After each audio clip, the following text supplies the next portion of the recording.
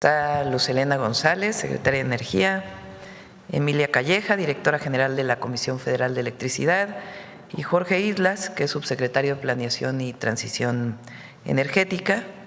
Nos van a platicar de el avance en el Plan Nacional de Energía, particularmente en el sector eléctrico, que va muy avanzado y ya hay noticias muy importantes de inversión para el próximo año. Bueno, eso por un lado. Antes, de todas maneras, y por la situación, por la declaración de ayer del presidente Trump y la situación en Venezuela, reiteramos la posición de México, acorde con la Constitución, de no intervención, no injerencia extranjera, autodeterminación de los pueblos y solución pacífica de las controversias. Llamamos a que cualquier controversia internacional se utilice el diálogo y la paz y no a la intervención. Esa es nuestra posición por convicción y por Constitución. Esa debe ser siempre la posición de cualquier presidente de México, más allá de las opiniones sobre el régimen de Venezuela, sobre la presidencia de Maduro. Más allá de eso, la posición de México siempre debe ser no a la intervención, no a la injerencia extranjera, solución pacífica de los conflictos y diálogo por la paz. Y un llamado a Naciones Unidas que asuma su papel. No se le ha visto. Que asuma su papel para evitar cualquier derramamiento de sangre y que se busque siempre la solución pacífica de los conflictos. Esa es nuestra posición. Bueno, ahora sí va primero Emilia, ¿verdad? Adelante, Emilia.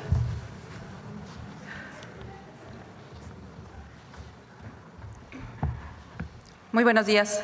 Con su permiso, doctora Claudia Sheinbaum Pardo, presidenta de México, maestra Luz Helena González, secretaria de Energía, de nuevo buen día a todas y a todos. A continuación, les voy a informar los avances en los proyectos prioritarios de generación y transmisión.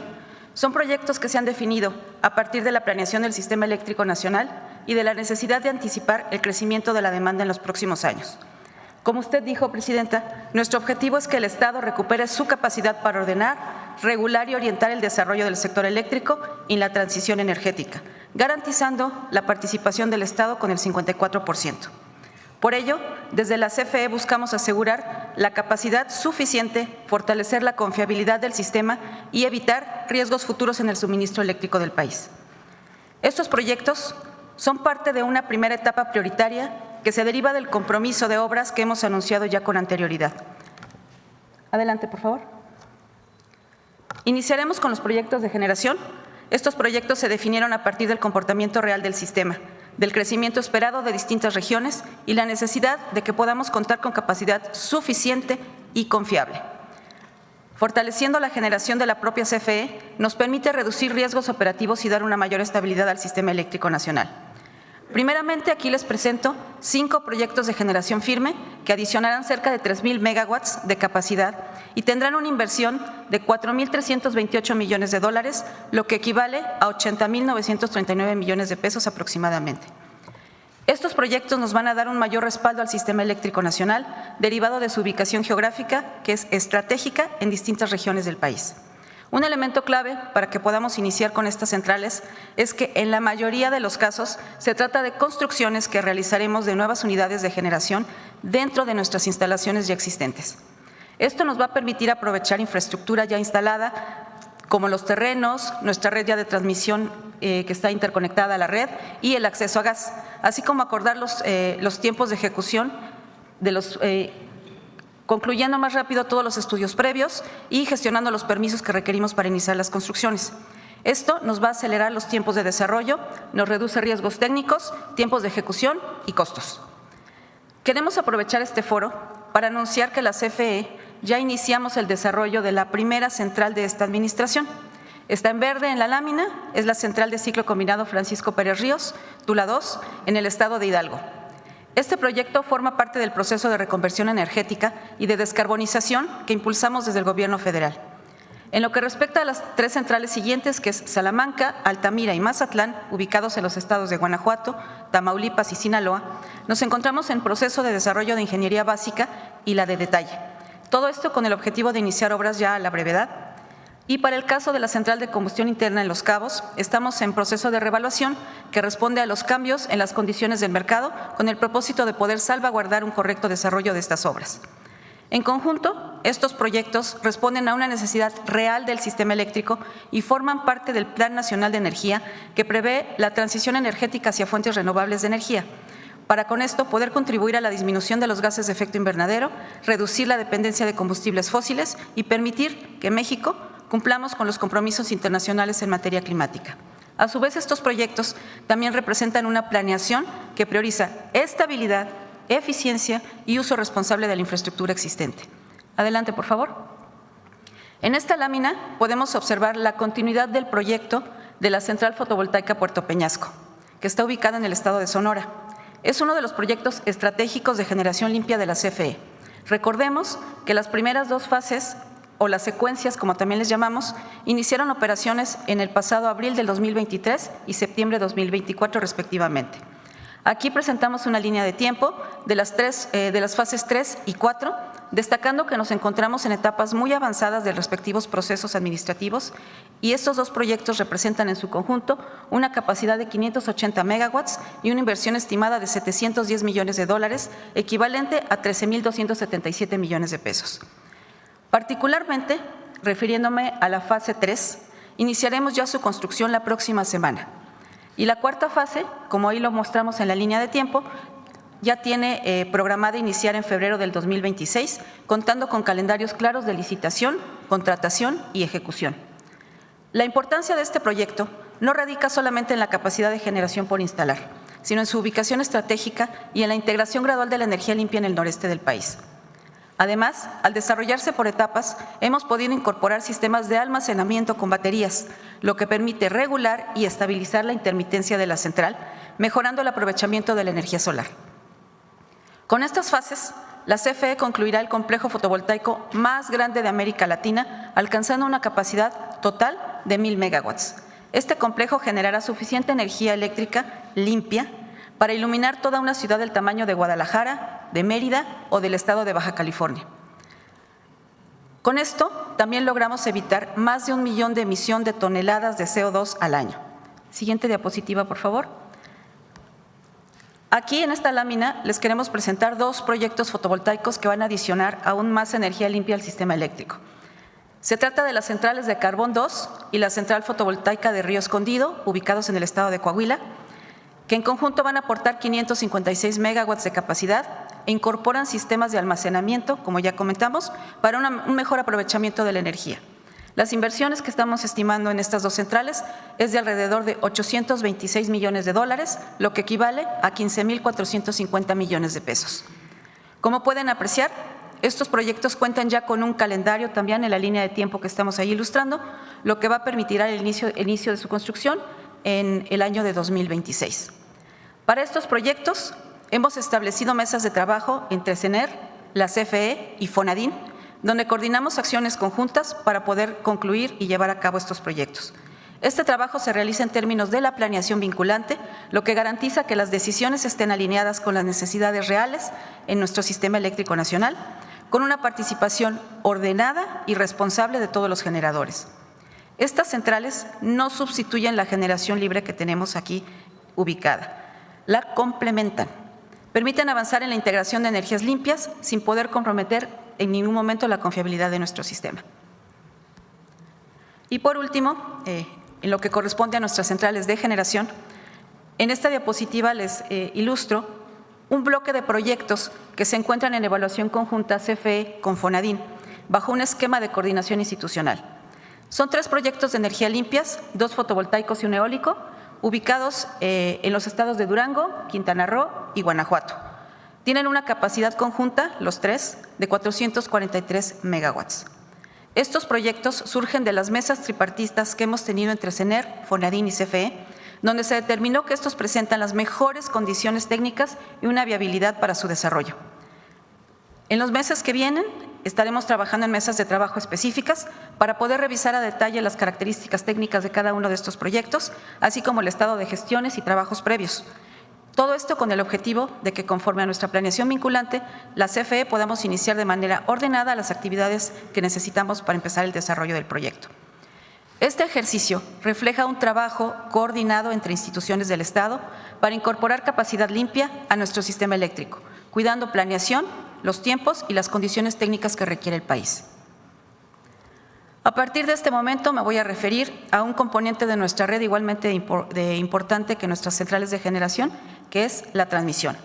Estos proyectos que presentaré a continuación están enfocados al refuerzo de la red existente, eliminar cuellos de botella y dar respaldo al crecimiento de la demanda que tenemos proyectada, especialmente en las regiones donde la expansión industrial, urbana y productiva ya está ocurriendo. En esta lámina que presentamos el avance de 66 proyectos de transmisión que vamos a ejecutar de manera prioritaria en 25 y 26, cuyo desarrollo se ha calendarizado por trimestres y quincenas, como lo muestran ahí la lámina, lo que nos va a permitir dar un seguimiento puntual a cada una de las etapas.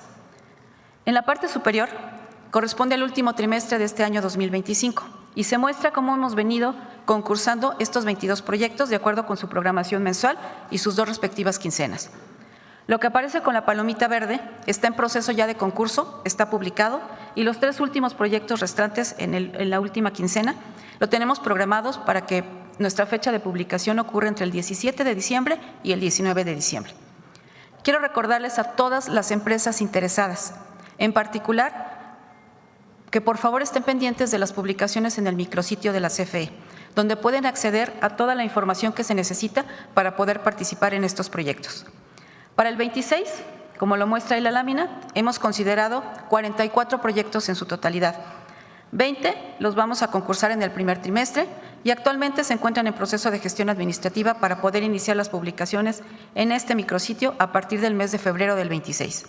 Y 3 proyectos más se encuentran en las últimas etapas de actividades previas que se concursarán durante los meses de mayo y junio. El siguiente bloque, que son los 2 últimos trimestres del año 26, son 21 proyectos que se estarán publicando, como lo comenté ahorita, durante los últimos 2 trimestres del año 26. Estos debido a que requieren una mayor cantidad de actividades previas y estos proyectos se están sujetando ya también a las nuevas leyes y disposiciones administrativas, como las que prevé la Ley del Sector Eléctrico para la adquisición de derechos de vía.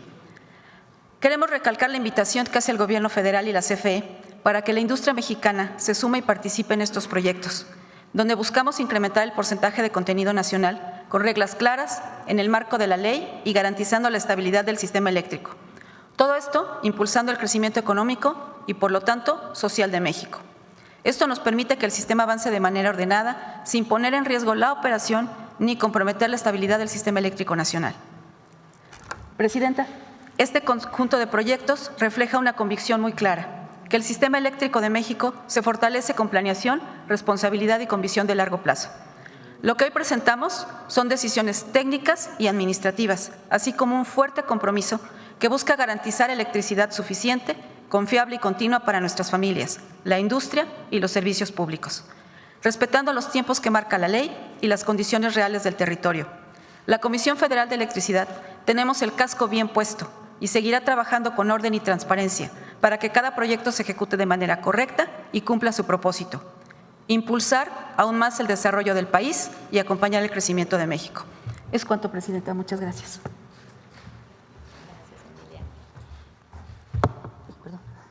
Con su permiso, Presidenta. Muy buenos días a todas y todos. Bueno, la directora de la Comisión Federal de Electricidad ya hizo un resumen de las inversiones públicas que ya están en marcha, que ya iniciaron para garantizar este 54% de generación eléctrica que debe de garantizar el Estado.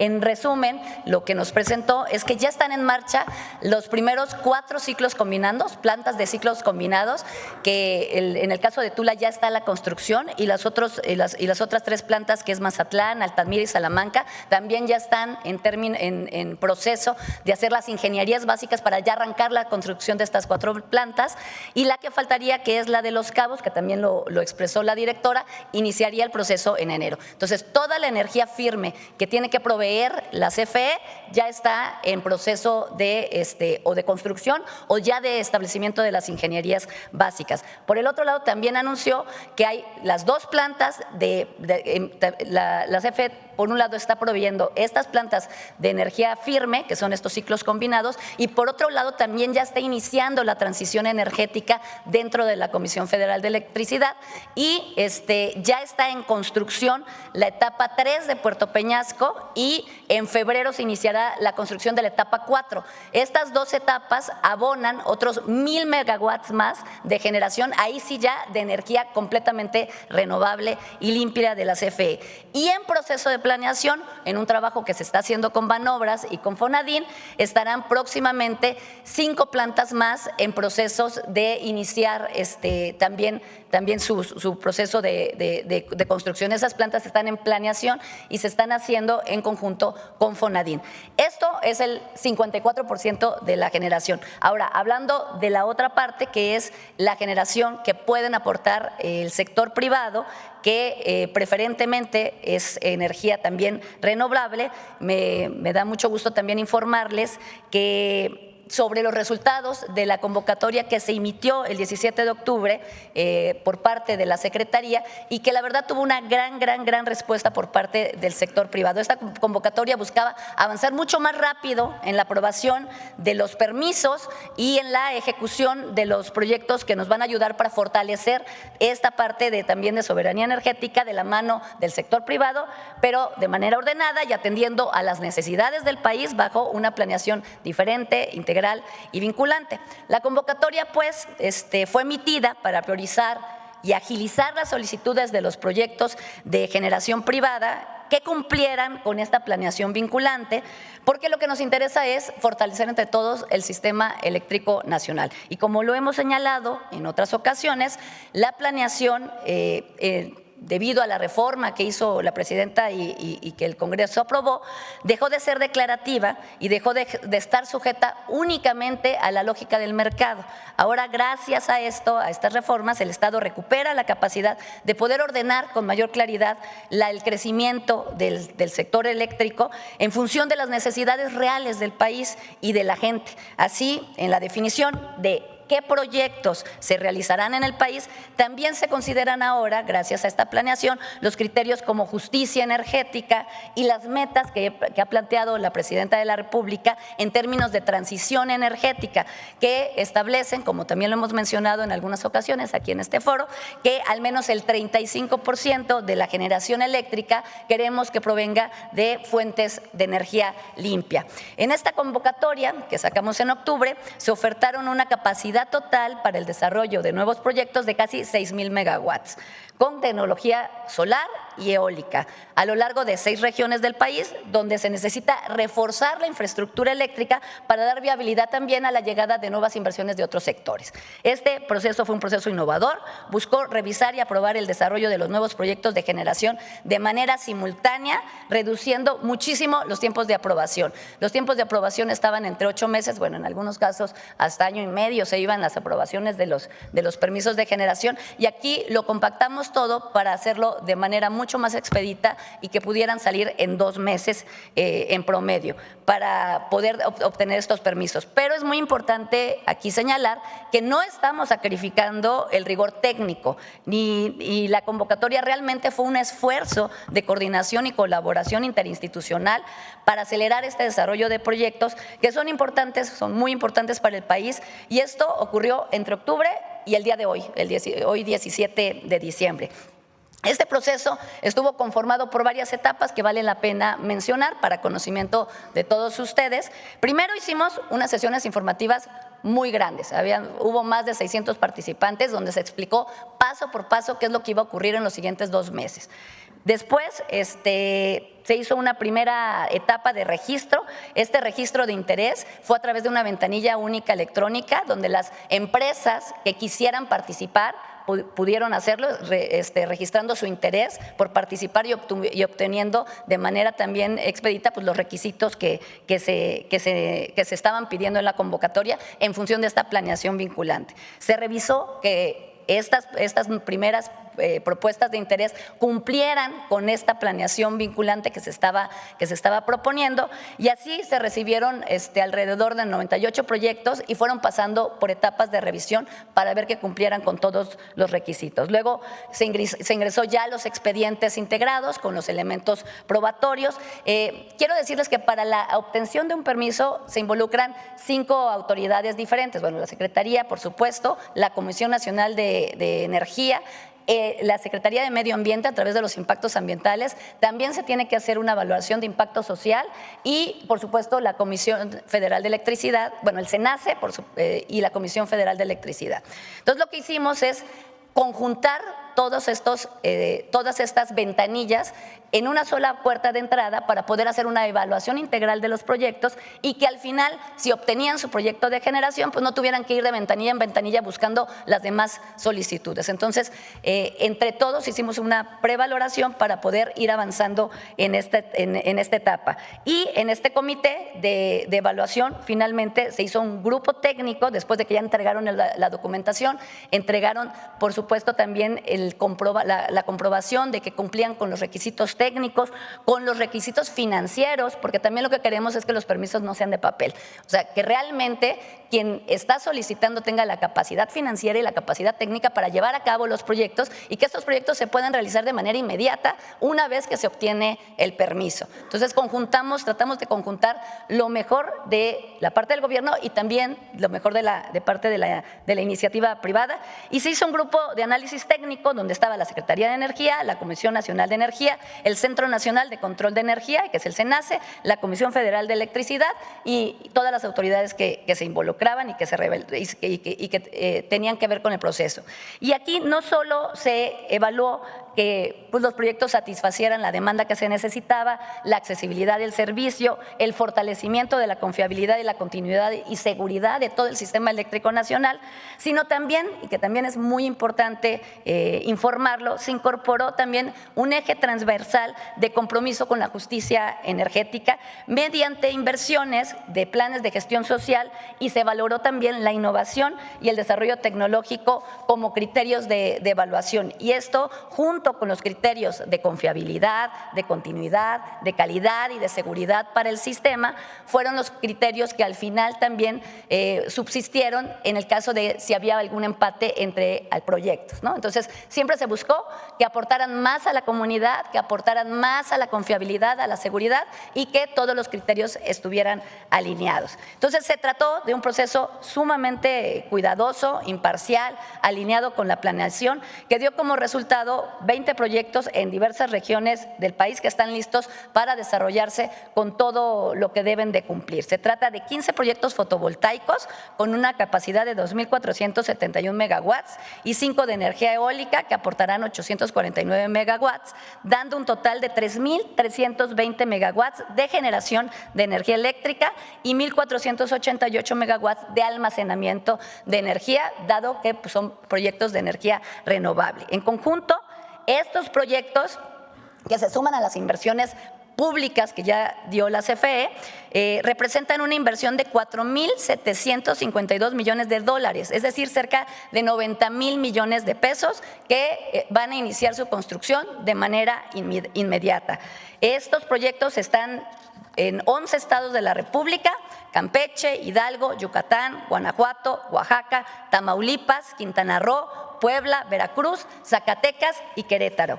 Quiero resaltar que estos primeros proyectos que hoy se someten a este comité de la Comisión Nacional de Energía, ustedes tienen la premisa, porque saliendo de aquí es el comité final de asignación en la Comisión Nacional de Energía, representan el 56% de capacidad total ofertada en esta primera convocatoria y es aproximadamente como el 40% de la energía que estamos reservando para la generación, para cumplir con ese 46% adicional que van a proveer la iniciativa privada en la generación eléctrica.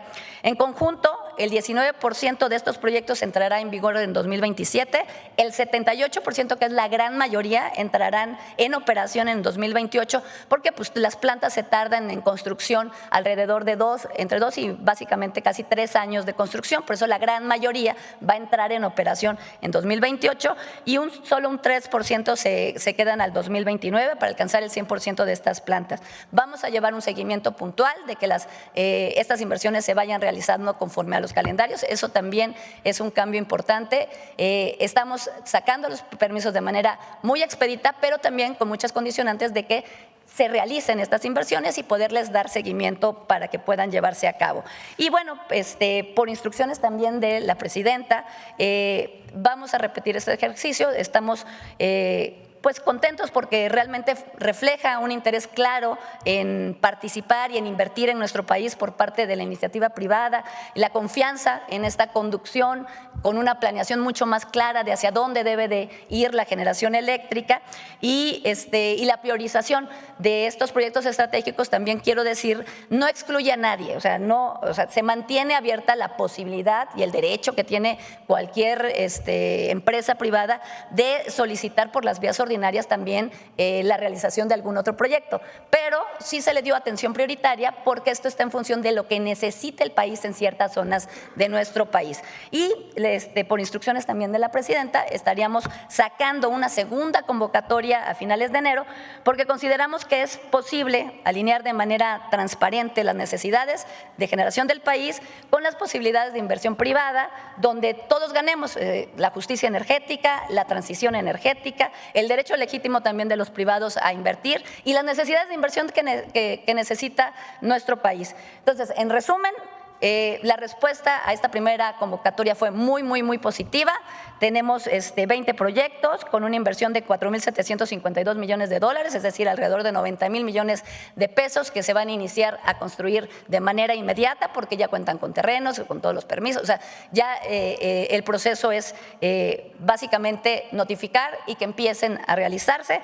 Estos se van a realizar en 11 estados de la República y van a inyectar una capacidad adicional de 3.320 megawatts de generación. Es cuanto, presidenta. Bueno, vamos a hacer un poco de historia para que se entienda el anuncio. Hasta 1992, vamos a ir un poquito atrás, el único que podía generar electricidad era Comisión Federal de Electricidad. Bueno, en realidad, hasta 2013, por Constitución. Después de la nacionalización de la industria eléctrica, el único que podía generar electricidad era Comisión Federal de Electricidad y en la entonces Luz y Fuerza del Centro, que después Calderón la liquidó. Bueno, en 1992, con Salinas de Gortari, modifican la ley del servicio público de energía eléctrica. Y ahí dicen, lo que no es servicio público son algunas áreas donde puede invertir los privados. La Constitución decía, el servicio público de energía eléctrica solo le corresponde al Estado. Y en el artículo 28 de la Constitución decía, las empresas del Estado no son monopolios. Entonces, CFE y Luz y Fuerza eran las únicas que podían generar y vender electricidad, generar, transmitir y vender electricidad. En 1992, Salinas de Gortari hace una trampa en una ley y dice, hay algunas áreas donde puede invertir los privados. Esa es, digamos, la primera acción en ese momento en contra de la Constitución para que los privados inviertan en electricidad. De 1992 al 2013 ocurren varias acciones que hacen que los privados generen más electricidad, aun cuando estaba en contra de la Constitución. Una de las medidas que tomaron fue las llamadas sociedades de autoabasto, que aquí habló el presidente López Obrador muchas veces de ellas, que eran ilegales porque no estaban en la Constitución y porque el autoabasto no era una industria que quería generar su propia electricidad para su consumo, sino que simularon un esquema en donde alguien generaba, alguien compraba, fuera de lo que decía la Constitución, y decían era una sociedad de autoabastecimiento, totalmente fuera de la ley, totalmente fuera de la Constitución. Ese fue el esquema a través de los cuales empezó a haber inversión privada. Hubo otro esquema, que los privados invertían y le vendían toda la electricidad a Comisión Federal de Electricidad. En 2013 se cambia la Constitución con Peña Nieto, la llamada reforma energética. Le dan a Comisión Federal de Electricidad un nuevo nombre en la Constitución, que era Empresa Productiva del Estado. Obligan a CFE a dividirse en pedacitos. Antes era una empresa integrada. La obligan a dividirse en pedazos regionales y también de acuerdo a lo que atendían. Su objetivo al final pues era privatizar todo el sistema de energía eléctrica. Cambian la Constitución, le quitan al 28 constitucional que las empresas del Estado no deben considerarse monopolios y van quitándole a CFE su capacidad de generación y van entrando los privados. Supuestamente para que promover las energías renovables por motivos ambientales, se hicieron proyectos que no pagaban a la red de transmisión, con la idea de promover supuestamente las renovables. Pero lo que empezó a pasar es que CFE empezó a perder espacio en la generación eléctrica. ¿Qué problemas tiene esto? Bueno, los países que tienen puro mercado eléctrico y sistemas eléctricos totalmente privados tienen muchos problemas técnicos y de tarifas de energía eléctrica. Y se pierde además soberanía sobre el sistema eléctrico nacional. Cuando llega el presidente López Obrador, les dice a todos los autoabastos, a todas las sociedades de autoabasto, tienen que ponerse en orden. Las sociedades de autoabasto se amparan. Hace una ley para que Comisión Federal de Electricidad genere el 54% de la energía eléctrica y los privados el 46%, además de otras acciones dentro de CFE. Se aprueba la ley en el Congreso y la Suprema Corte de Justicia de la Nación la echa para atrás. Ese fue uno de los primeros problemas en donde la Corte tuvo atribuciones fuera de lo que dice la Constitución, porque estaba legislando por encima de lo que dijo el Congreso. Bueno, cuando nosotros logramos la mayoría calificada en el Congreso, hacemos una propuesta para que en el 28 constitucional se recupere ese pedacito que dice las empresas del Estado no son monopolio, para que pueda generar el 54% de la energía, como se había planteado durante ese periodo, porque es importante, se lo he dicho yo a los empresarios, a todo el mundo, tener una Comisión Federal de Electricidad fuerte. Y en vez de llamarle empresa productiva del Estado, le llamamos nuevamente empresa pública, no porque no queramos que sea productiva, sino porque tiene un sentido público de rescate de lo público. Se cambia la Constitución y a partir de ahí se cambian todas las leyes que se cambiaron en el 2013 y recuperamos una CFE verticalmente integrada. Y dice la ley, ahora sí, que CFE tiene que garantizar al menos el 54% de la generación eléctrica y el 46% lo pueden hacer los privados, sea vendiéndole a CFE o vendiendo una parte a lo que se llama el mercado eléctrico. Así quedaron las leyes. En este nuevo marco legal es que ahora ya tenemos firmes las inversiones para el próximo año. ¿Qué inversiones? CFE va a invertir, además de lo que ya traía desde el sexenio anterior, que todavía falta inaugurar algunas plantas, va a invertir en 4 plantas de ciclo combinado que usan gas natural. A ver si pones otra vez la gráfica de Emilia. 4 plantas de ciclo combinado que es el ciclo combinado, que tiene una turbina de gas y una turbina de vapor, son más eficientes y usan gas natural. ¿En dónde van a estar estas plantas? Una en Tula, que va a sustituir, por cierto, a la de Combustóleo, otra en Salamanca, Guanajuato, otra en Altamira y otra en Mazatlán. Van a tener conjuntamente una capacidad de 1.500, casi 1.500 megawatts. Y una en Los Cabos, que es de combustión interna, porque ahí no hay manera de que llegue el gas natural. Como lo dijimos hace algunos meses, también en Baja California Sur va a haber una planta de energía solar, pero necesita de todas maneras una base de combustión interna. Entonces, esto ya se licitó, se está en las ingenierías básicas y empieza su construcción en marzo a más tardar del próximo año. ¿Qué más va a hacer Comisión Federal de Electricidad? Va a hacer plantas fotovoltaicas, solares. ¿Cuáles son? Una, la de Puerto Peñasco, que si se acuerdan, ya hay una ahí que hizo el presidente López Obrador y ahora la vamos a aumentar. Esta también ya se licitó y estamos hablando de 300 megawatts más 280, o sea, de 580 adicionales. Y además, la que sigue, se va a construir, dice Carbón 2, debería llamarse de otra manera porque no es de carbón, es solar, pero está en Coahuila, otras dos plantas, una de 376 y otra de 180. Esas las va a construir CFE con sus propios mecanismos de financiamiento.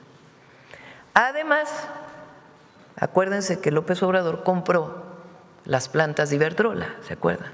Con un mecanismo especial.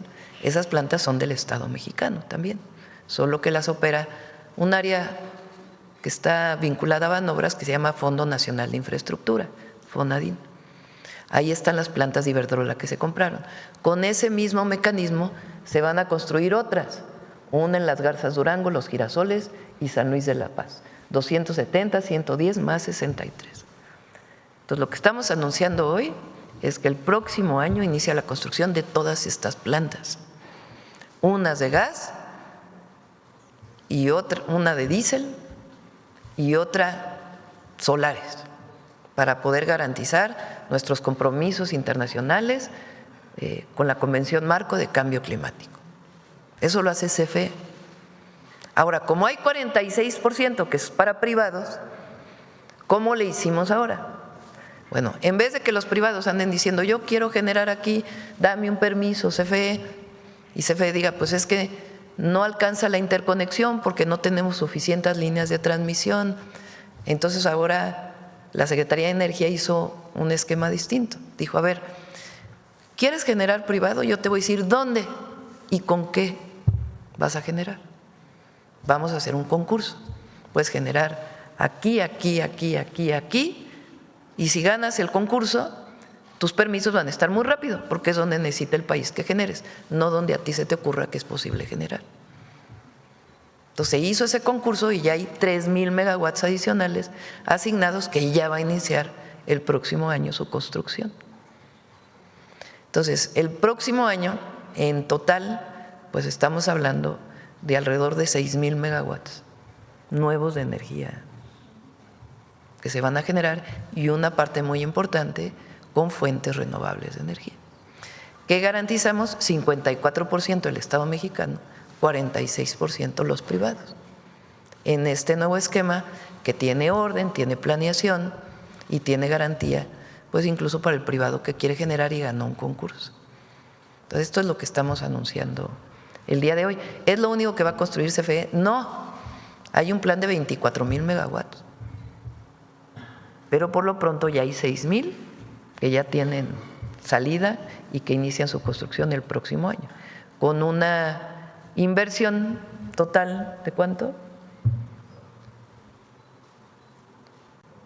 A ver si ahorita me lo sacan para que les podamos decir cuál es la inversión total para el próximo año. No toda es en 2026 porque algunas plantas terminarán hasta el 2027, pero todas son 2026, ya se tienen incluso apalabradas, contratadas las turbinas, que luego se tardan mucho en llegar. van a ser de General Electric, las turbinas de las plantas de ciclo combinado. Bueno, ese es el anuncio del día de hoy. Entonces vamos sobre el tema, a ver aquí. Muchas gracias, presidenta. José Manuel Fuentes, de Capital 21, Corazón de la Capital. Preguntarle estos proyectos, ¿cómo van a beneficiar al Plan México, que es muy ambicioso, sobre todo con los polos de bienestar? ¿En qué van a beneficiar estos proyectos, presidenta? Para el desarrollo del país se necesita energía. Para que el día de hoy que estamos aquí en este salón, pues hay luces prendidas. Estas luces prendidas vienen por una línea de distribución, por un transformador, una línea de transmisión, una subestación y una planta de generación eléctrica. Si pensamos en una fábrica, pues usa más energía. Si pensamos en un comercio, pues usa energía para iluminar, para mover motores, para todo lo que se requiere. El desarrollo requiere energía eléctrica, también requiere otro tipo de energía como el gas, por ejemplo, pero principalmente requieren energía eléctrica. También la energía eléctrica se tiene que usar de manera eficiente para que no se esté desperdiciando energía y se use equipo eficiente. Pero pues para que el país crezca, haya desarrollo, pues requiere energía. Entonces estamos garantizando energía eléctrica suficiente para el desarrollo del país. Y el Plan México pues requiere energía. Si queremos producir más en México, pues necesitamos más energía. Entonces este esquema pues nos permite garantizar que haya energía. Bueno, además de todo esto que dijimos, se está invirtiendo en líneas de transmisión, porque se genera, pero ¿cómo transmites la energía? ¿Cómo llega de un lugar a otro? Pues son las famosas líneas de transmisión que vemos en las torres altas, que tienen pues una tensión muy alta, un voltaje muy alto, y luego pasan por subestaciones, transformadores y pueden llegar a la casa o usarse con voltajes más altos. Pero se necesita energía. Entonces, aquí estamos garantizando inversión en energía eléctrica, producción de energía eléctrica y al mismo tiempo transmisión y distribución. Y, presidenta, ¿se tendrá ya pues un pronóstico, una cifra de cuánto dióxido de carbono se va a disminuir con estos proyectos? Bueno, el objetivo es poder cumplir con el compromiso internacional, que es 35% menos de emisiones que lo que emitimos, no sé el año base, no sé si es el 90 o el 2000, pero cumplir con el compromiso de reducción del 35%. Entonces, ¿qué es lo que se hace? Si estas plantas solares hubieran utilizado una planta de gas, ¿cuánto nos estamos evitando? Y eso son 1 millón de toneladas, más de 1 millón de toneladas de CO2 equivalentes, se llama. En otro tema, presidenta, ahorita que inició la conferencia con el tema de Venezuela, preguntarle si México no tiene contemplado tener una llamada telefónica o buscar a los presidentes de la región como Petro, Lula da Silva, para proponer una mesa de dialogación o ser intermediarios ante esta amenaza que está haciendo el presidente Trump en contra de Venezuela. ¿No se buscará un diálogo o algo para que se pueda encaminar pues a la paz en la región? Sí podemos buscarlo, obviamente lo que buscaríamos es todos los países de América Latina. Es indispensable garantizar la paz y la soberanía de los pueblos, que no solamente es la Constitución mexicana, sino los fundamentos también de los tratados internacionales y de el fundamento de la Organización de Naciones Unidas. También es importante, si nosotros siempre podemos estar como un punto de negociación, de reunión, si así lo consideran las partes. O sea, las partes tendrían que proponernos y si no, pues buscar mediadores que permitan pues evitar cualquier conflicto en la región. En otro tema, presidenta, también el día de hoy en la tarde va a empezar la distribución de la colección del 25 para el 25. Usted va a encabezar esta entrega. Preguntarle por qué es importante fomentar la lectura entre los jóvenes y también, qué libros se van a entregar, si van a ser o cómo va a ser la distribución. A ver si tienen el 25 para, creo que son 27 para el 25 ya. A ver si tienen los libros para poderlos poner.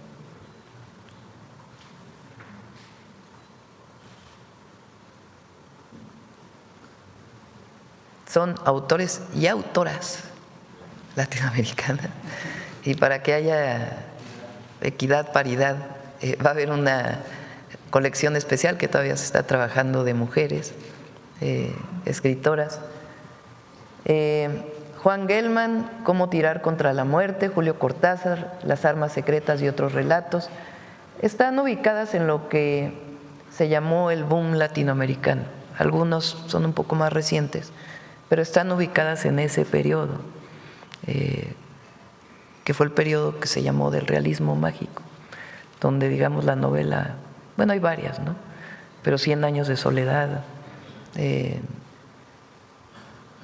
Pedro Páramo de Juan Rulfo, están ubicadas en este periodo entre muchos otros. Y algunas de estas no son, digamos, las obras más conocidas de estos autores.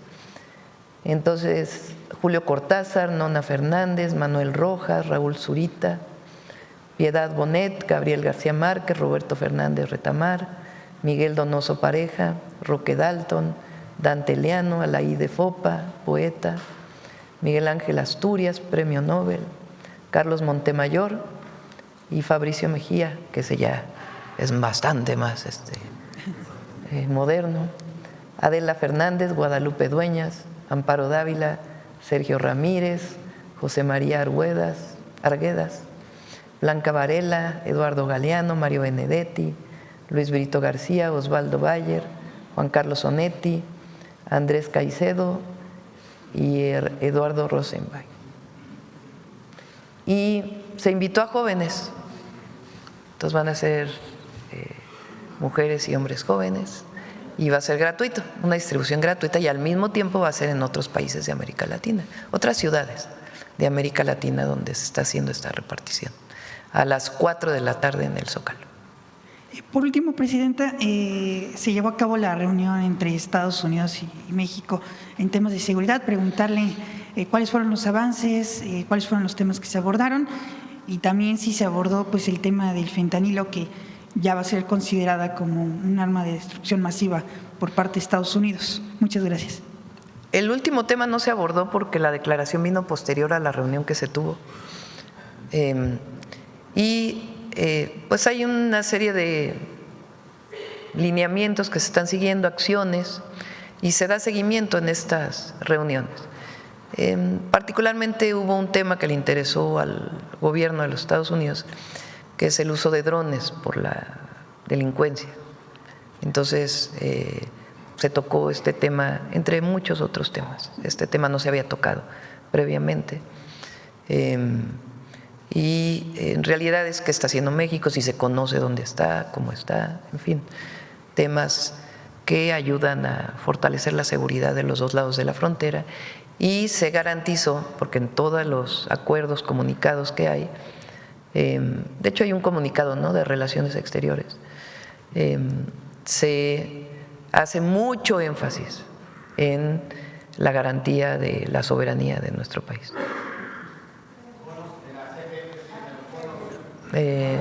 A ver, vamos por acá, a ver el compañero, y luego vamos acá a la… Presidente, buenos días. Herrera Aldave, de Grupo Fórmula. Preguntarle respecto a esta tensa situación entre los Estados Unidos y Venezuela, ¿cuál es el mensaje a los mexicanos que radican en este país sudamericano, a la embajada, al personal diplomático? Sí, que se acerquen a la embajada. Está ahí, digamos que a distancia está Juan Ramón de la Fuente ayudándonos, está en este momento en recuperación de la operación que tuvo, y está Roberto Velasco pues trabajando con nuestra embajada en Venezuela, y esperemos que no pase a mayores, ¿no? Hay que leer muy bien el comunicado que hizo el día de ayer el presidente Trump con relación a estos buques petroleros.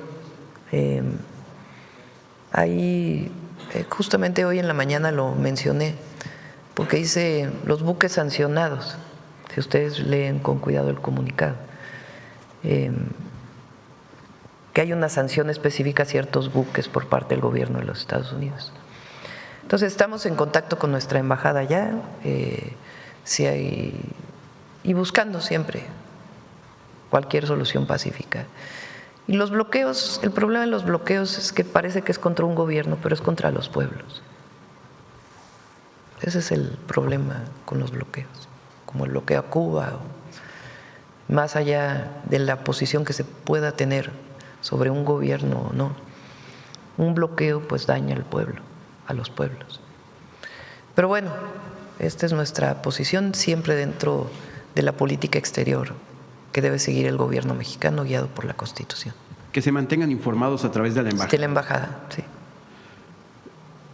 En caso de que se diera una intervención, eventual intervención por parte de Estados Unidos, ¿cuál sería el papel de México, presidente? No, pues esperemos que no se dé. Hay que velar todos, el mundo entero debe velar, porque no hay una intervención y que haya una solución pacífica a cualquier controversia. Gracias. Por otra parte, si me permite, presidenta, luego de que ayer nos diera a conocer sobre el despido, el cese de este funcionario de aduanas, ¿tuvo usted ya comunicación con el director de aduanas, con la secretaria anticorrupción o con la fiscal general? Ayer se reunió usted con ella, que le hayan dado información de por qué fue despedido, fue cesado. Bueno, lo consideró así el director de aduanas, Rafael Marín, y si hay cualquier investigación, pues tiene que informarlo en su momento la secretaria de Anticorrupción y Buen Gobierno. Sí se está llevando una investigación en contra de esta Tiene persona. que informarlo la secretaria. Si hay alguna queja o por noticia, siempre se hacen investigaciones. Pero finalmente tomó la decisión el director de aduanas de relevarlo de su cargo y él estuvo de acuerdo. ¿Habría formado parte esta persona de la red de huachicol fiscal? No hay nada hasta este momento que pueda indicarnos que así fue. Okay. Por otra parte, presidenta, se retiró ya el permiso para operar a la Casa de Bolsa B. Inclusive les voy a decir algo. Este entonces funcionario público ayudó a dar información sobre el buque que se encontró en Tampico, ¿se acuerdan? En donde viene toda la investigación que derivó en personal de la Secretaría de Marina y que continúa esta investigación. Él alertó sobre pipas que se encontraban en ese momento en el puerto de Tampico. ¿Era un buen funcionario entonces? Pues hay que investigar y la propia Secretaría, pero finalmente es importante que se sepa esta información y en todo caso si hay algo que hay contra él, pues tiene que ser con base en las investigaciones administrativas. Por otra parte, presidenta, le comentaba, ya se le retiró el permiso para operar a la Casa de Bolsa Vector. ¿Le dieron el motivo de por qué? Sí se comprobó. Lo leí hoy en los medios, no tengo mayor información. Le pediríamos a la Secretaría de Hacienda que pudiera informarlo. Ok, presidenta, y respecto a este tema… Hace algunos meses me informaron que iba a haber una venta de esta casa. No sé si tenga que ver con esto o no, pero que la Secretaría de Hacienda lo informe. Gracias, presidenta. Regresando al tema, si me permite, de esta reunión de seguridad México-Estados Unidos, el Departamento de Estado habla de que va a haber una conexión de las plataformas de inteligencia México-Estados Unidos. ¿Qué representa esto? ¿Qué alcances tiene? No es una conexión de manera permanente, es intercambio de información. No es que ellos vayan a tener plataformas aquí en México. Lo dije una vez. Hay momentos en que se puede solicitar y se ha solicitado en distintos momentos, en distintos gobiernos, equipos de alguna de las instituciones del gobierno de los Estados Unidos que no tiene el gobierno de México para poder hacer alguna operación. En esos casos, pues hay un convenio formal, hay protocolos formales de utilización de plataformas que presta Estados Unidos a solicitud del gobierno mexicano. Se ha hecho en diversos momentos en la historia reciente del país, se hizo también con el presidente López Obrador y nosotros a través de la Secretaría de la Defensa principalmente se solicita este apoyo de Secretaría de Marina a través de protocolos específicos. Y estos son, digamos, los mecanismos que normalmente se utilizan, no es que ellos tengan plataformas de manera permanente con autorización nuestra vigilando. De acuerdo al balance que hace el Gabinete de Seguridad, ¿es muy grave la utilización de drones o por qué les Fue a importa solicitud tanto? del gobierno de los Estados Unidos que se investigara.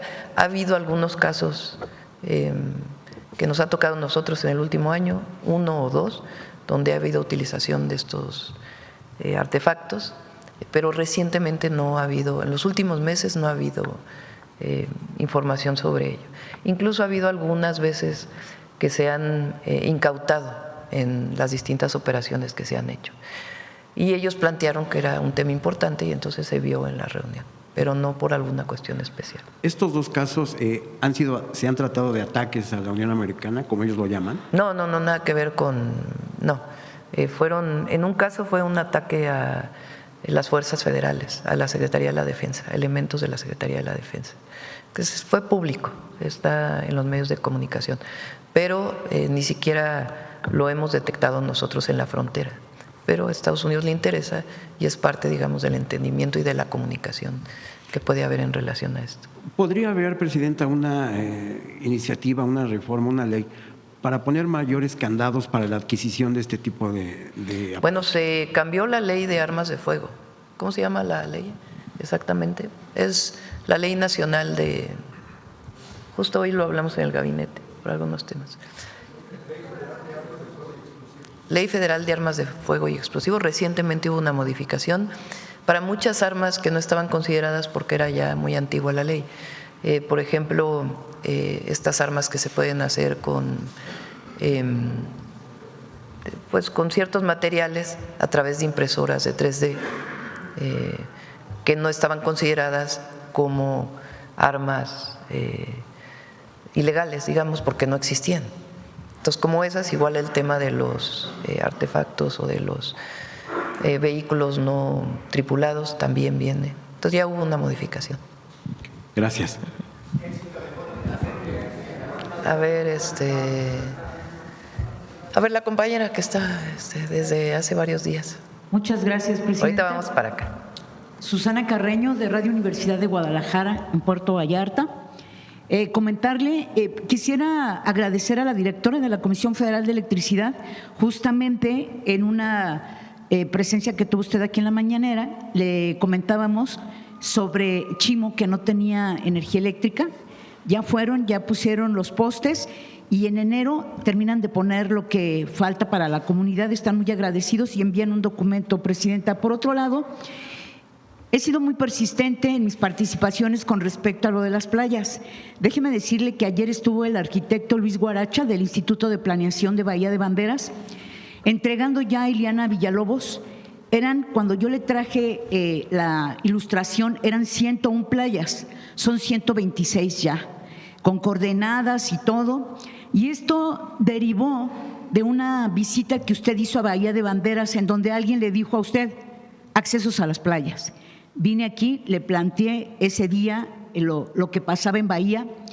Afortunadamente, el alcalde de Bahía de Banderas, Héctor Santana, escuchó a los ambientalistas, siguió las instrucciones de usted, de las funcionarias federales, y hoy tenemos 126 playas y se entregaron ayer con coordenadas y todo. Esto forma parte de la agenda que nosotros tenemos como medio de comunicación en Radio Universidad de Guadalajara. Pero todo lo que hemos estado trayendo aquí a la conferencia deriva en algo que hoy le quiero comentar, que es una muy buena noticia. Los ambientalistas y especialmente los surfistas de Bahía de Banderas han estado pugnando por el medio ambiente, por la sustentabilidad, por la apertura de las playas que le plantearon en su momento. Y hace unos días, Presidenta, y por eso también vine, porque quería dar esta buena noticia, México entra a nivel mundial con estas acciones a las ciudades del surf, y esto se llevó a cabo en Palmas de Gran Canaria, en España.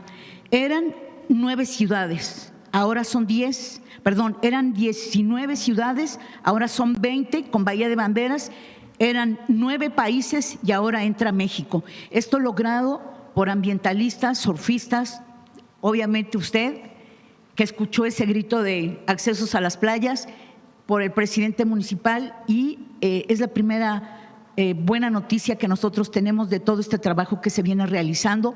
Me encontré a Josefina Rodríguez, secretaria del Medio Ambiente, perdón, secretaria de Turismo, en el avión, porque ella fue a Bahía de Banderas, yo venía para acá y le comenté y le dije que lo quería comentar con usted. Los surfistas después le van a mandar un escrito para ver si los pueden recibir y entregarle esta distinción de que México se incorpora con esta ciudad a este ranking mundial.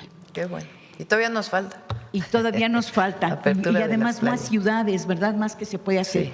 Bueno, por otro lado, Presidenta, bueno, desde luego quiero agradecer a toda la estructura de la Semarnat, de la Profepa, porque aunque yo no venga aquí a la mañanera, estoy con Ileana, estoy con Brenda Rubalcaba, también ya terminamos lo del programa de ordenamiento ecológico y nuestro siguiente proyecto, Presidenta, es que ya tenemos Bahía de Banderas con la consulta pública, ya están los resultados, esperamos tenerlos antes de que termine el año, pero vamos por toda la bahía. Son 3 municipios que comparten la bahía, que es Cabo Corrientes, que es donde está Chimo, Puerto Vallarta y Bahía de Banderas. Entonces son 2 estados, Jalisco y Nayarit, unidos por el río Amenca y unidos en esa bahía, 3 municipios, como le comento, Cabo Corrientes, Puerto Vallarta y Bahía de Banderas. Es el siguiente objetivo que tenemos y no vamos a quitar el dedo del renglón. Pero así como vamos avanzando, también encontramos obstáculos, encontramos gente que no nos permite y entre ellos le acabamos de dejar a Ileana 1,049 firmas del colectivo San Pancho porque en el Estado alguien, un funcionario dio una mía que no debía haber dado y pretenden seguir construyendo de manera inadecuada, y sobre todo en un lugar costero como es San Pancho en Bahía de Banderas. Y con más, Presidenta, perdón, también me trae aquí la voz de la doctora Raquel Gutiérrez Nájera. Ella es profesora, investigadora de la Universidad de Guadalajara y abogada ambientalista. Ella, en atención a los ciudadanos, hizo y promovió un amparo. Derivado de este amparo para defender justamente el territorio, en el 2018 la Asociación de Bosques de San Isidro, que pretenden hacer un desarrollo inmobiliario, ella presentó un amparo y ahora pues están promoviendo en su contra, y son 2 entes, Inmobiliaria Lisco, SASB, la que quiere construir, y Banco Azteca. Le voy a dejar esto por aquí para que si la pueden ayudar. También decirle que en Cihuatlán y que se investigue el asesinato de un compañero, Esaú Romero Pérez, ambientalista de Cihuatlán, que por defender el territorio lo asesinaron prácticamente saliendo de su casa. Eso es lo que le traigo en cuanto al medio ambiente y gracias por el apoyo. Finalmente, Presidenta, el día 11 de diciembre se llevó a cabo la reunión del Consejo de Seguridad Pública, la sesión que sostuvieron con los gobernadores, saber a qué se comprometió el gobernador de Jalisco. También le tomaron protesta en el mismo día en esa mesa a Protección Civil, estaba Laura Velázquez, y tomó protesta como miembro del Consejo. Para nosotros nos preocupa mucho los atlas de riesgo, pero qué compromisos en materia de seguridad tuvieron los gobernadores, en especial, si no se puede ahora, en otra oportunidad, nos gustaría saber cuáles fueron los compromisos que estableció Pablo Lemus, gobernador de Jalisco. ¿Por qué se lo planteo en particular? Porque estamos viviendo una situación que podemos comparar hoy día, Puerto Vallarta y Bahía de Banderas. Bahía de Banderas tiene mando único ya, equiparon a los policías. En contraparte, Puerto Vallarta, que por cierto no tenemos todavía la cuestión del programa de ordenamiento ecológico que ya se hizo en Bahía, en materia de seguridad en Puerto Vallarta, Presidenta, queremos saber qué pasan con los recursos federales hacia la seguridad. ¿Por qué? Los policías no les sirven los radios, el uniforme ellos se los tienen que comprar para poder uniformarse dignamente. Y entonces, pues sí, nos gustaría saber qué pasa en ese sentido en materia de seguridad, porque vemos las reuniones, vemos que algunos municipios sí cumplen y otros no, como es el caso que tenemos la oportunidad de comparar, Presidenta. Bueno, en la reunión de seguridad no es que un gobernador o gobernadora se haya comprometido a algo en particular, sino son acuerdos generales. Y en particular esta reunión tuvo que ver con la nueva ley antiextorsión o contra la extorsión, que tiene que ser aprobada también en cada uno de los estados. Entonces, en realidad versó sobre ello y la distribución de los recursos federales para el próximo año, que tienen una fórmula específica de acuerdo al propio Consejo o a la aprobación del propio Consejo. Ya este tema que hablas, pues vamos a pedirle al Gabinete de Seguridad que pueda revisar lo de Puerto Vallarta. Así es. Me están mandando un mensaje que hubo un operativo en el penal de Ixtapa. Destituyeron al titular del penal precisamente porque encontraron pues toda una serie de situaciones que no se deben de manejar. Entonces esperemos que esto sea un inicio de algo que se pueda hacer en Puerto Vallarta, porque en materia de seguridad los ciudadanos no estamos en buenas manos, Presidenta. Muchas gracias. Gracias. Bueno, vamos acá a ver a la compañera. Gracias, Presidenta. Yuher Carolina, de Código Libre. Presidenta, volviendo al tema, ¿sabremos la cantidad de cuántos mexicanos hay en Venezuela? A ver si nos lo puede pasar Roberto, por favor. ¿Cree que con este tema o cómo se puede preparar México para un posible aumento de la migración? ¿Migración de? Venezolanos en Latinoamérica y también en México y otros países. A ver si tiene también migración, ¿cuántos venezolanos hay en este momento, por lo menos con permisos en México? Ajá, para poderlo informar. Nosotros vamos a velar porque siempre hay una solución pacífica.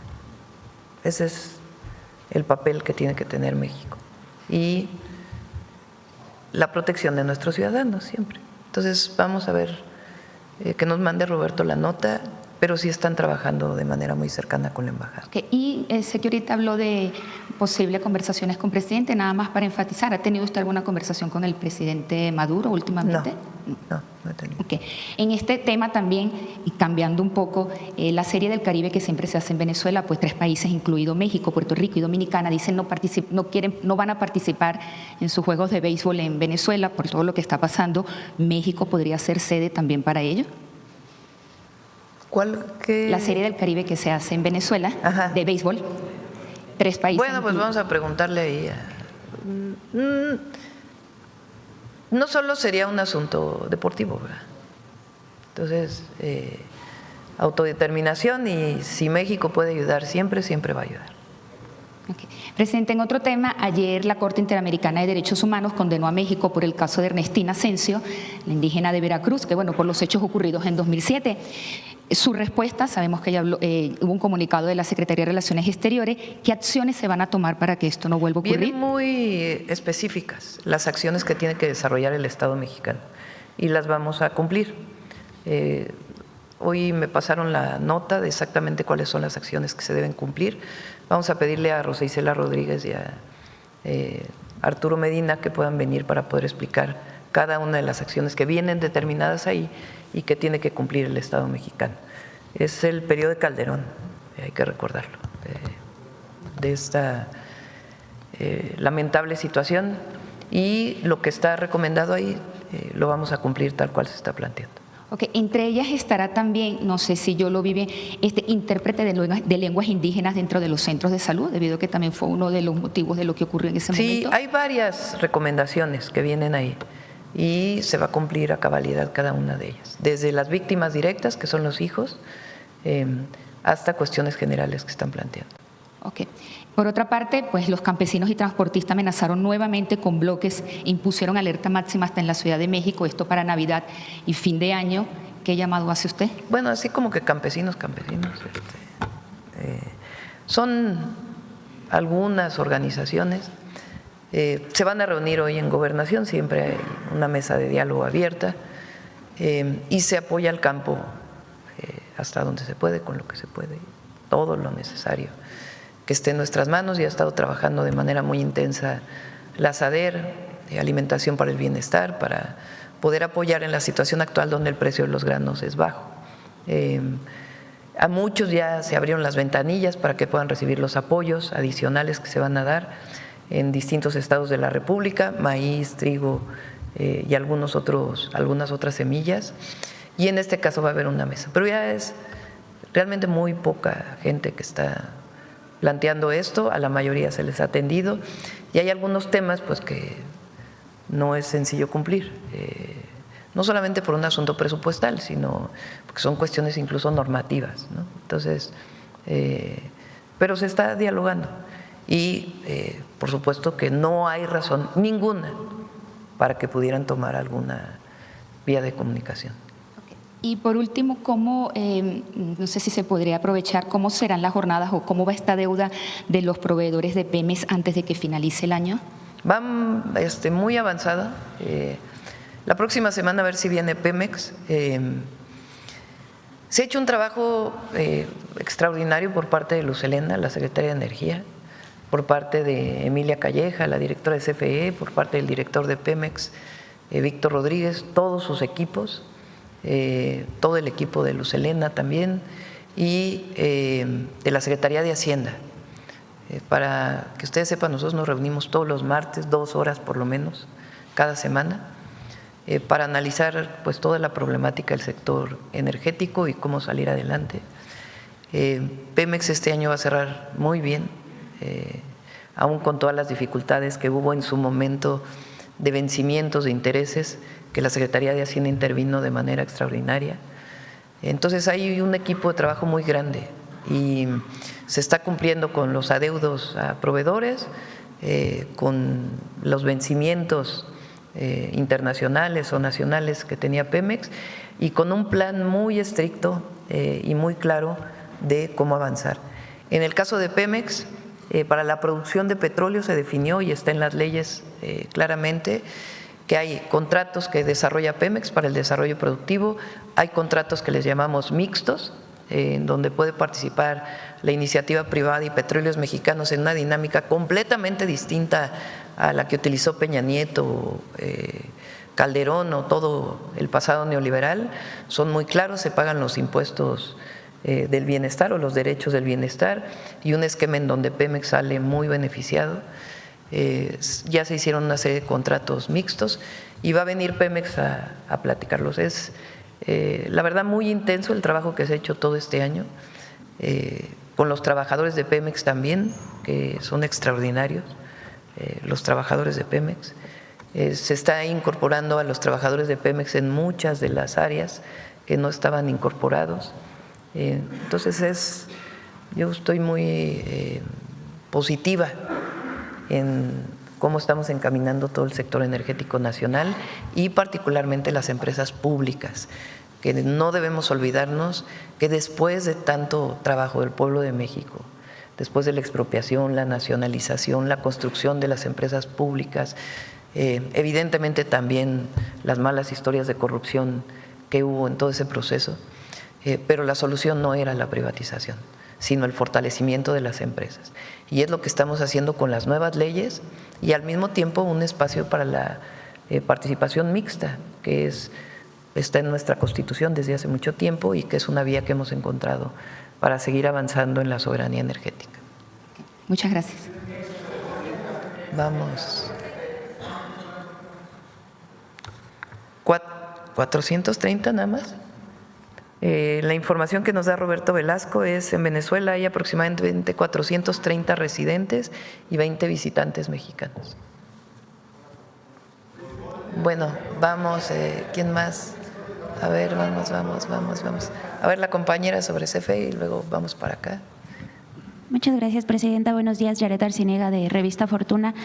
Presidenta, para la directora de CFE, durante 2025 CFE ha tenido que concentrar buena parte de sus recursos y atención en el restablecimiento de servicio eléctrico tras los desastres naturales en distintas regiones del país. En este contexto, nos gustaría preguntarle cómo se articula y prioriza el plan de inversiones de la empresa para atender, pues al mismo tiempo, las contingencias operativas y la expansión de la infraestructura eléctrica.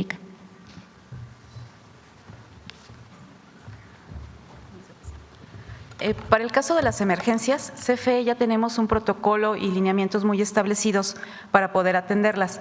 Tenemos nosotros estratégicamente seleccionados ciertos insumos, que son los que nos permiten dar la atención prioritaria durante una emergencia y tener todo listo para movilizar tanto los insumos que son transformadores, cable, y eso ya lo tenemos, digamos que en un almacén de seguridad para poder atenderlos. Es muy independiente de todo nuestro plan para el crecimiento y el fortalecimiento de la infraestructura eléctrica del país. Muchas gracias. También preguntarle de qué manera las nuevas centrales y redes de transmisión permitirán satisfacer la creciente demanda de sectores emergentes como los data centers, así como la que se anticipa en actividades productivas vinculadas pues a la sustitución de importaciones ante la entrada en vigor de pues nuevos aranceles. Bien, como también hemos expuesto en coordinación con la Secretaría de Energía, tenemos una planeación que se hace a través del área de planeación de la Secretaría de Energía, que está ligada con el área de planeación de CFE. Con todo esto se hacen análisis con base en las proyecciones de los consumos por las regiones, donde ya se consideran los polos de desarrollo, los nuevos proyectos, vivienda, que también es una parte importante en la planeación, y la parte de electrificación también de las zonas con el plan de justicia. Todos esos insumos son los que nos sirven para estar precisamente digamos que priorizando y preparando los proyectos que van a atender las necesidades a nivel global. Muchas gracias. Asimismo, preguntarle, ¿evalúa la CFE una posible incursión en el mercado de valores con el acompañamiento de Fonadín como mecanismo para fortalecer la capacidad de financiamiento? Estamos ahorita trabajando con ellos, como lo mencionamos ahorita en la presentación, para ir planeando estas nuevas centrales fotovoltaicas en coordinación con ellos y establecer los mecanismos de financiamiento, que el Fonadín es su especialidad, la parte financiera. No sé si quieren. Es la parte donde intervenimos con ellos.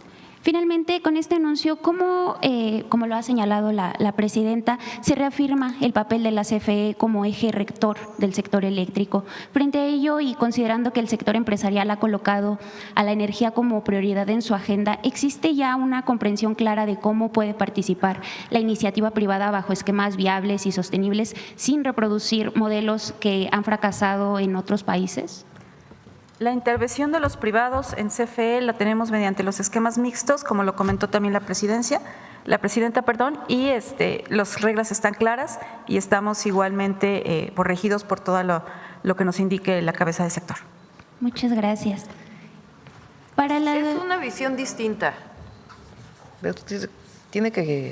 Nosotros nos interesa mucho que esto quede sobre la mesa y que se reconozca. O sea, la visión de todo el periodo neoliberal era la privatización como lo que iba a sacar a México lo que iba a permitir el desarrollo. Privatizaron prácticamente todas las empresas del Estado, las que no privatizaron es porque el pueblo no lo permitió, la verdad. O en el caso de Pemex, porque fue durante mucho tiempo lo que se llamaba la caja chica del gobierno. Pero su visión era privatizar. Nosotros tenemos una visión en donde el Estado tiene responsabilidades en garantizar los derechos del pueblo de México, educación, salud, acceso a la vivienda, agua, y al mismo tiempo tiene una responsabilidad en la conducción del país, incluso en el terreno económico. Y en el caso de las empresas estratégicas, como las empresas energéticas, tenemos que garantizar por soberanía e incluso por operación técnica del propio sistema la garantía de tener empresas públicas fuertes. Y hoy en la ley está establecido que garantice, en el caso de CFE, el 54% de la generación. Y la transmisión, por Constitución, le corresponde exclusivamente al Estado mexicano, particularmente a la Comisión Federal de Electricidad. En ese marco entra la participación privada en el 46%, a través de distintos esquemas que están garantizados por la ley. ¿Qué fue lo que pasó con la reforma energética del 2013? Según esto, particularmente en el petróleo, dijeron que por la reforma energética iba a haber tanta inversión privada que íbamos a llegar incluso a 3 millones de barriles de petróleo de producción diaria. ¿Qué fue lo que pasó? Endeudaron a Pemex y cayó la producción a 1.6 millones de barriles diarios. O sea, ni la una ni la otra. y en muchos casos solo sirvió para la especulación de algunas empresas privadas que decían que ya tenían más reservas y por lo tanto subieron sus bonos en las bolsas de valores o sus acciones en las bolsas de valores. Ahora nuestra visión es, sí puede haber inversión mixta, sobre todo cuando no hay recursos suficientes, pues que durante todo el periodo neoliberal dejaron un Pemex tan endeudado que primero tenemos que disminuir el endeudamiento antes de volver a ocupar la deuda de Pemex como un instrumento de desarrollo. Entonces, frente a estas circunstancias se buscan inversiones mixtas que sean favorables para el pueblo de México y favorables para la nación. Y estas inversiones mixtas se permite la participación de inversión privada, pero siempre bajo un principio, que no son aquellos contratos leoninos que eran solamente para favorecer al privado, a costa del recurso público. Entonces, es el nuevo esquema de desarrollo del sector energético y está funcionando. Hay quien no está de acuerdo, pero hubo un mandato popular, que es el que estamos cumpliendo. Y hemos estado hablando mucho con empresarios nacionales, extranjeros, para explicarles cuál es el nuevo modelo de desarrollo del sector eléctrico y la mayoría están de acuerdo, tan están de acuerdo pues que están participando en concursos como el que se acaba de emitir. Muchas gracias, presidenta. Como segundo tema, si nos permite, para la Secretaría de Energía, Pemex ya asignó los 5 primeros contratos de asociación mixta. ¿Podría confirmarnos si se asignarán más antes de que concluya este año y cuáles serán las metas de producción en gas y petróleo? Y a propósito, secretaria, de los proyectos de transmisión de CFE, ¿cuál es la expectativa a partir de la producción local de petróleo y gas de ir sustituyendo gas natural que viene de Estados Unidos? Vamos a pedirle a Pemex que venga la próxima semana con Luz Helena para que se pueda explicar pues muchas cosas de Pemex que son muy buenas, que se han estado trabajando, entre otras el incremento en la venta de gasolinas y diésel de Pemex y los 300,000 barriles diarios que está produciendo la refinería Olmeca. Hoy están montando la empresa Icaflor mañana, ¿cómo se llama? Un reactor, a ver si tienen por ahí el video, si lo tiene Luz Helena, a ver si en la refinería de Salina Cruz. La refinería de Tula ha aumentado mucho la producción, todas las refinerías han aumentado la producción. Se está haciendo también el esquema de contratos mixtos para fertilizantes, para producir más fertilizantes y también para una parte de petroquímica, en donde Pemex no pierde la concesión, o sea, no se concesiona, sino Pemex sigue teniendo la propiedad y se permite algo de inversión privada dentro de los esquemas que fueron aprobados por ley. Entonces, yo estoy muy contenta de cómo hemos hecho esta planeación y la garantía pues de tener un Pemex fuerte en el presente y en el futuro para el pueblo de México. Muchas gracias, presidenta. Si me permite un último tema. Sobre el sector de seguros de gastos médicos mayores, quisiéramos preguntarle si una vez que las aseguradoras cuentan con un nuevo marco fiscal en lo que se refiere al IVA, en su rubro de daños, ¿no sería momento de retomar la antigua demanda de los sectores de la población que adquieren coberturas privadas para servicios médicos, de revisar el costo de estos seguros, presidenta? Mencionar que cada año se registran incrementos de precios en estas coberturas derivados de los problemas de competencia, según diversos estudios. Las personas que cuentan con un seguro de gastos médicos mayores, pues les implica una cuarta parte de sus ingresos y pues se afirma, presidenta, que en el segmento de gastos médicos mayores hay una concentración de mercado en solo 4 compañías. Se le puede pedir a la nueva Comisión Nacional Antimonopolio que pueda hacer una revisión. Muchas gracias, presidenta. Gracias. Buen día. Bueno, ¿quién más? A ver, el compañero allá atrás de chamarra gris. Muy buenos días, Presidenta. Buenos Ramón días. Flores, del Centinela Informa, funcionarios y funcionarias que la acompañan. Presidenta, en México existió durante décadas un torneo amateur llamado Torneo de los Barrios, con primeras ediciones desde 1973, que convocaba a decenas de miles de jóvenes de colonias populares y que permitió integrar a cerca de 30,000 jugadores amateurs y congregaba a más de 500,000 de aficionados en los partidos.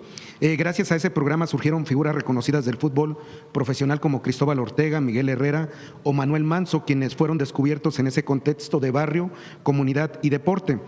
Con la proximidad al Mundial 2026 y el impulso que su gobierno ha expresado hacia el deporte, ¿consideraría revivir a nivel nacional un torneo similar al Torneo de los Barrios, gratuito, comunitario, abierto a jóvenes de barrios populares como mecanismo para fomentar la cohesión social, dar oportunidades a jóvenes sin recursos y rehacer el semillero social y futbolístico de México, Presidenta? Es uno de los proyectos. Ahora ponemos, si quieres, bueno, a ver si está el video muy rápido, nada más para que vean el tamaño del reactor que se va a montar ahí y la grúa.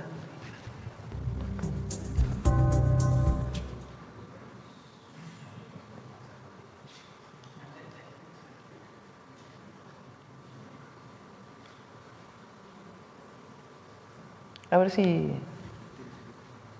ahí se ve. Bueno, medio se ve porque brinca la imagen. A ver si sale, al final sale la grúa.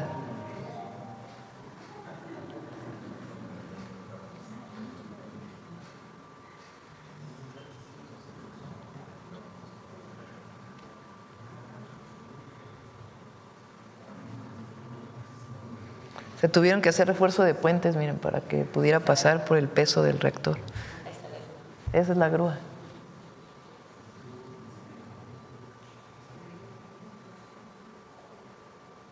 Es en Salina Cruz. En Tula y Salina Cruz, esas refinerías ya existían, pero lo que se está haciendo es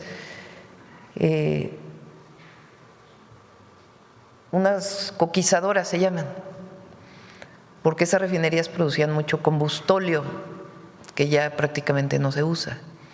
Entonces, para producir más gasolina y lo que resta es coque, que es ya un material sólido en realidad, que se usa mucho en hornos cementeros,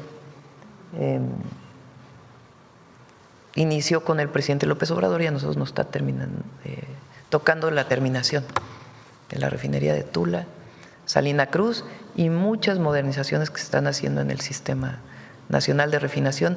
El próximo año entra a un mantenimiento Deer Park allá en Texas, que se requiere como parte de la programación de la refinería. Bueno, esa es una. Y ahora sí, la pregunta era, ya hasta se me olvidó la pregunta. No, bueno, Presidenta, nada más preguntarle. Lo de los torneos. Sí, lo de torneos. A ver, ponte, a ver si tienes la cantidad de mundialitos que va a haber para el mundial.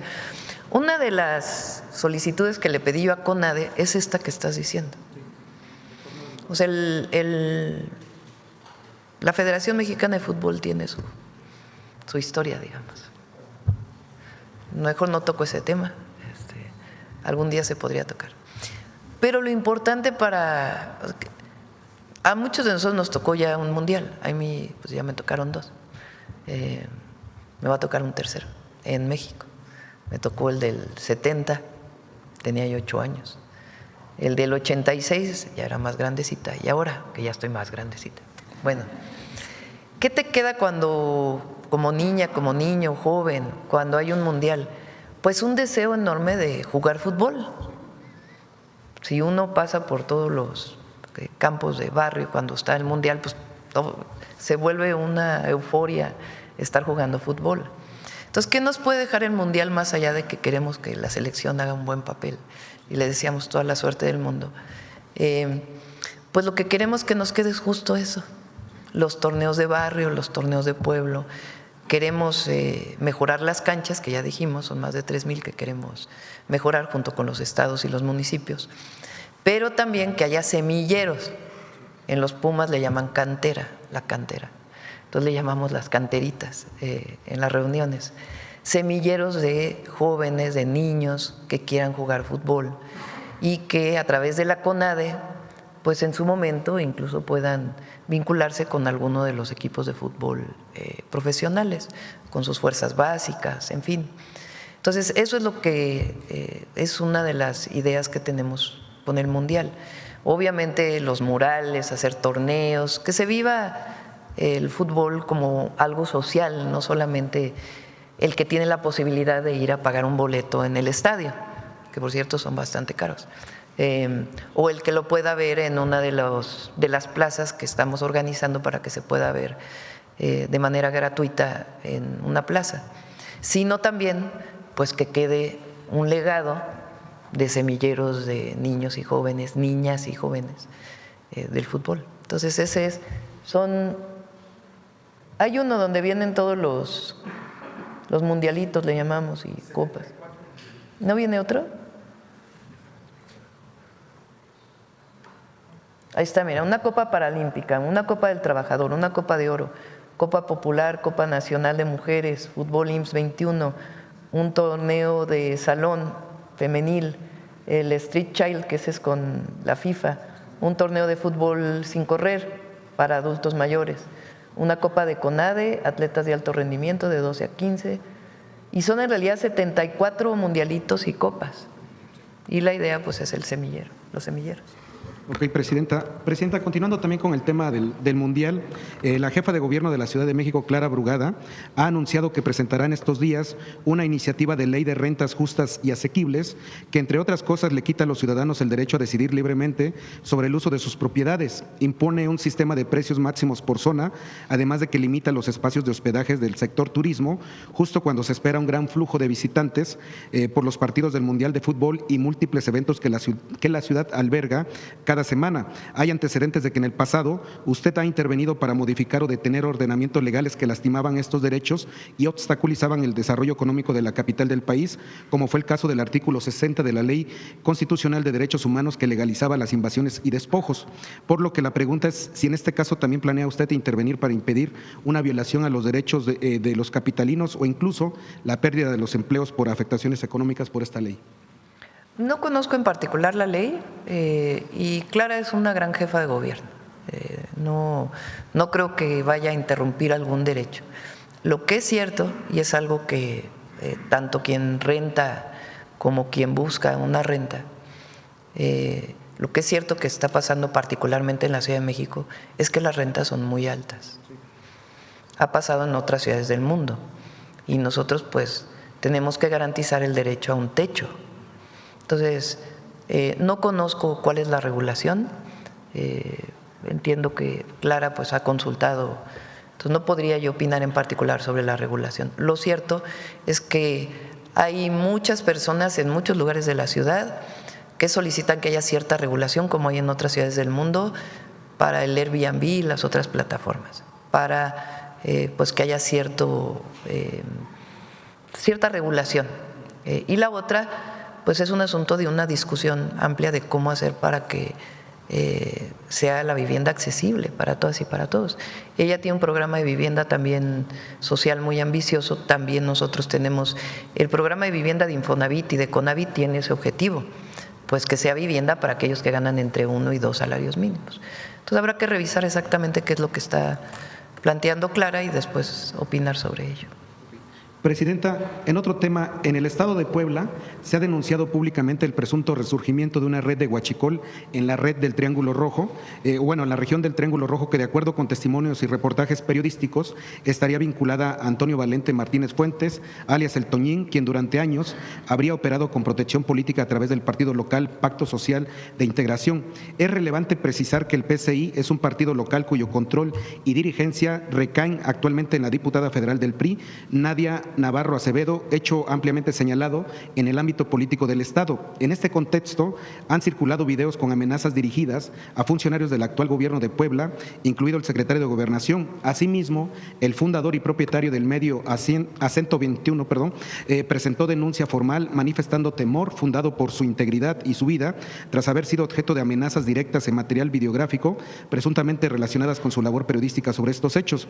Ante la gravedad de las denuncias, la posible utilización de recursos del huachicol para fines políticos electorales y el riesgo real para periodistas y servidores públicos, le preguntamos, Presidenta, ¿solicitará su gobierno a la Fiscalía General de la República la atracción del caso y la implementación de medidas de protección federal para las personas denunciantes y sus familias? Pues hay que revisarlo, ¿no? Esta denuncia que estás haciendo, por ahí nos estará escuchando la Fiscalía y en todo caso el Gabinete de Seguridad para ver si lo que mencionas tiene alcance pues penal. Sí, ya está publicado en el diario Acento 21. Por último, Presidenta, usted ha dicho aquí que no tiene enviados, ni familiares, ni amigos que se escuden en su persona como Presidenta de la República. No voy a mencionar los nombres porque son una senadora y una presidenta municipal, pero esta senadora por Morena sostiene que es amiga personal de usted y que por ello le permite ejercer violencia de género en contra de la actual alcaldesa de Tecámac en el Estado de México. Actualmente mantiene y financia un plantón frente al Palacio Municipal integrado por familiares, amigos, quienes pretenden seguir cobrando como aviadores como lo hacían desde hace 6 años. La actual alcaldesa de Tecámac, Estado de México, no puede presentar su primer informe de gobierno porque está el plantón que lidera y paga esta senadora, quien también tiene carpetas de investigación del personal que trabajó en sus 2 administraciones por presuntos desvíos de fondos. Presidenta, ¿es válido que se ejerza violencia de género en contra de una compañera de Morena, que además es una mujer de la tercera edad? Yo creo que es un conflicto del municipio, ¿no? Ni siquiera creo que se deba… Bueno, en la mañana se puede ver todo, pero es un tema político de Tecámac y ahí se tiene que resolver y en todo caso la gobernadora del Estado de México puede intervenir, pero pues estas afirmaciones no me constan, ¿no? Ahora, lo que sí, y eso lo sabe todo el gabinete, lo sabe todo México, bajo ningún motivo se puede utilizar mi nombre o el de alguno de mis familiares para pedir favores o cometer algún acto que tenga que ver con un acto de corrupción, de violencia. Aquí nada de privilegios, ni de conflictos de interés, ni de nada. A cualquiera que a cualquiera le diga que un hijo, una hija, un familiar, un hermano, un primo de la presidenta pide un favor, un esposo, no, uno solo tengo, mi esposo, familiares, amigos, conocidos, compañeros de lucha, nadie puede pedir nada a nombre de la presidenta. Muchas gracias, Presidenta. Gracias. ¿Quién más? A ver, allá atrás que no he preguntado y con ahí cerramos.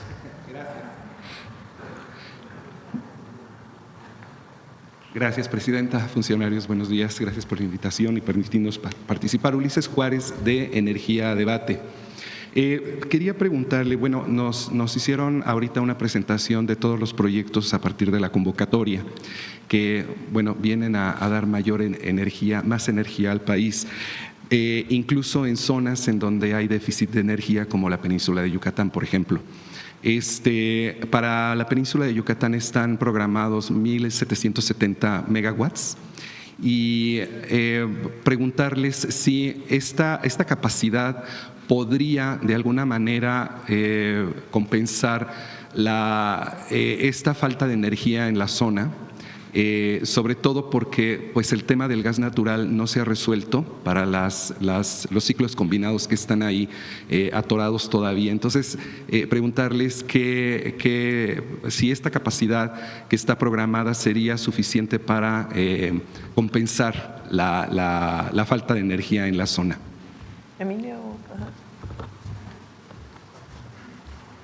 Gracias.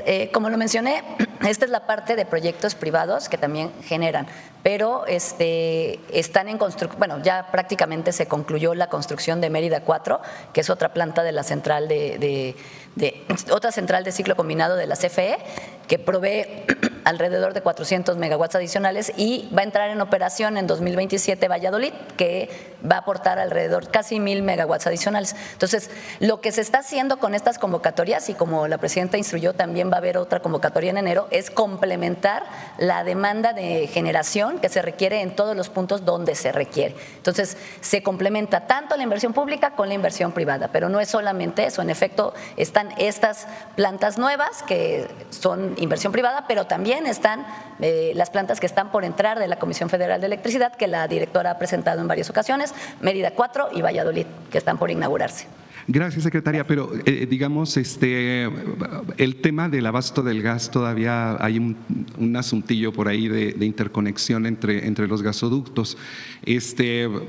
Va un poco lento, va un poco complicado. ¿Cómo lo podemos solventar? Está en proceso también y va en paralelo de las entradas en operación de las plantas. Valladolid entra en 2027 y está la construcción del gasoducto. Ahí hemos tenido muchísima coordinación con el gobernador de Yucatán y van las obras en proceso. O sea, la idea es ambos proyectos concluirán en tiempo y forma. Y una segunda pregunta, si me lo permite.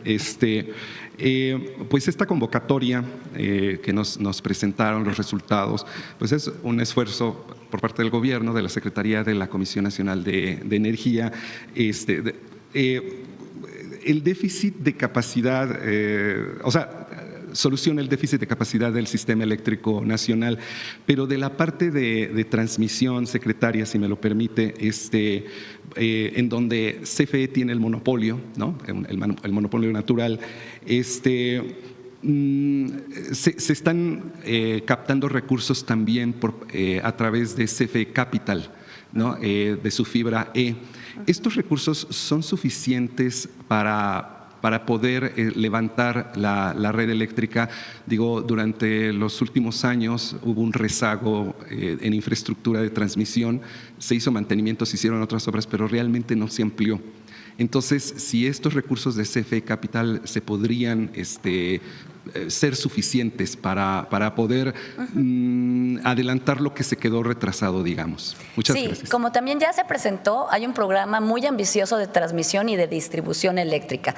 En esta ocasión la directora planteó todos los proyectos que ya se están realizando al cierre de este año, en 2025, y todos los que se van a realizar en 2026, que suman más de $2,000 millones en general. Pero durante todo el sexenio están programadas obras también de transmisión. Ahora, el financiamiento de estas obras también está garantizado.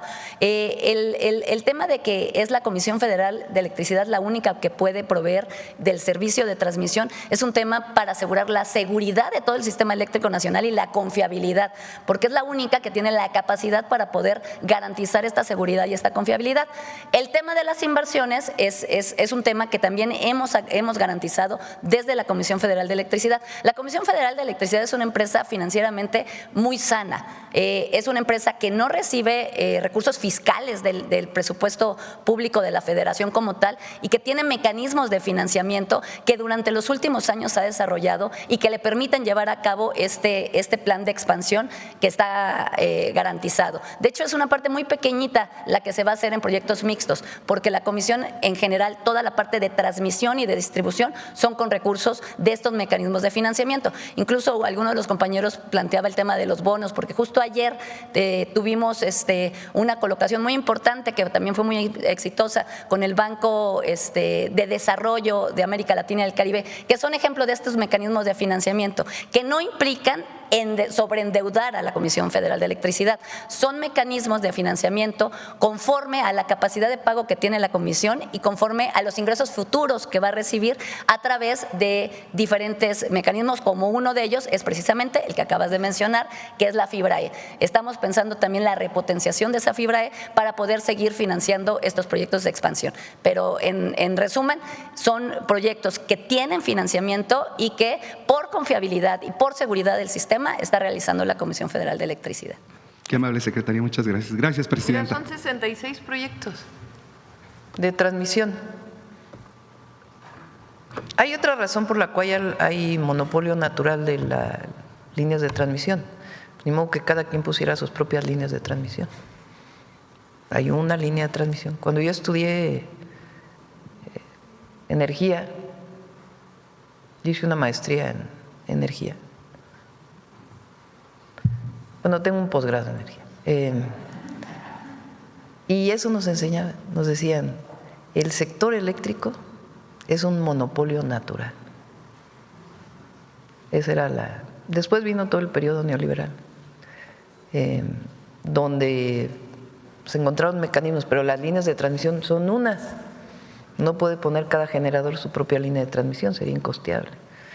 Y con todo lo que privatizaron, las líneas de transmisión nunca se privatizaron.